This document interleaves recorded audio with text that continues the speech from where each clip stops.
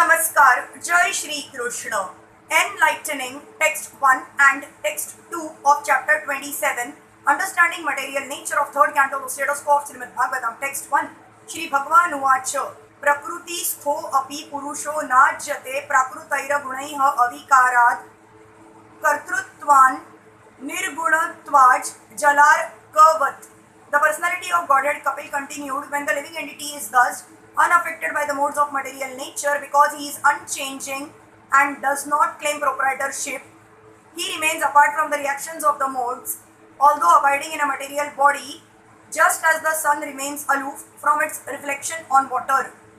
In the previous chapter, Lord Kapil Dev has concluded that simply by beginning the discharge of devotional service one can attain detachment and transcendental knowledge for understanding the science of God. Here the same principle is confirmed. A person who is detached from the modes of material nature remains just like the sun reflected on water. When the sun is reflected on water, the movement of the water or the coolness or unsteadiness of the water cannot affect the sun. Similarly, Vasudevaya Bhagavate Bhakti Yoga Prayojitaha Bhagavatam 1.2.7, when one engages fully in the activities of devotional service Bhakti Yoga, he becomes just like the sun reflected on water. Although a devotee appears to be in the material world, he is actually in the transcendental world. As the reflection of the sun appears to be on the water but is many millions of miles away from the water, so one engaged in the Bhakti Yoga process is nirguna or unaffected by the qualities of material nature. Avikar means without change. It is confirmed in Bhagavad Gita that each and every living entity is part and parcel of the Supreme Lord, and that his eternal position is to cooperate or to dovetail his energy with the Supreme Lord. That is his unchanging position. As soon as he employs his energy and activities for sense gratification, this change of position is called avikara. Similarly, even in this material world, when he practices devotional service under the direction of the spiritual master, he comes to the position which is without change because that is his natural duty.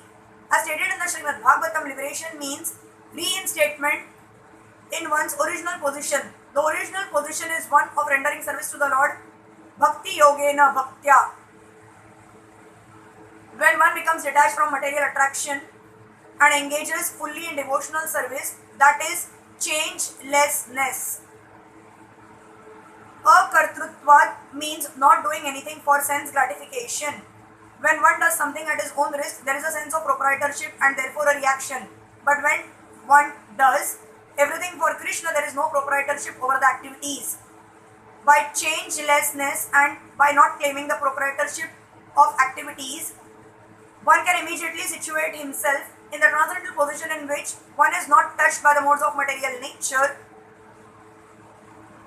just as the reflection of the sun is unaffected by the water. Text 2. Sa esha yarahi prakruter guneshava bhi visha jate aham kriya vimudhatma karta smitya bhi manyate.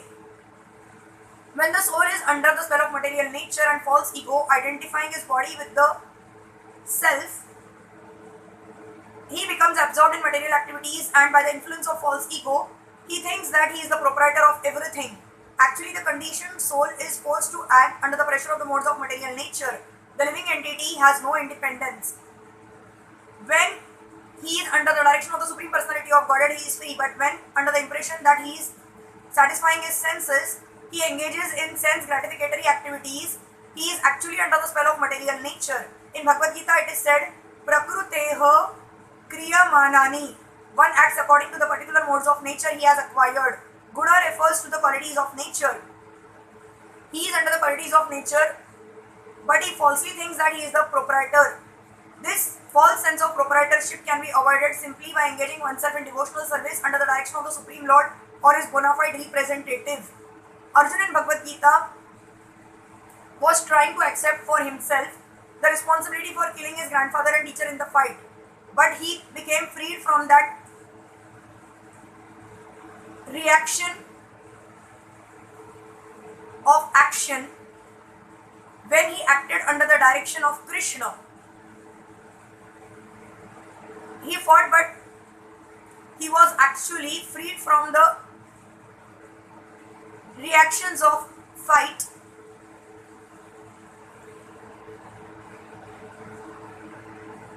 Although in the beginning, when he was non-violent, unwilling to fight, the entire responsibility was upon him. That is the difference between liberation and conditioning.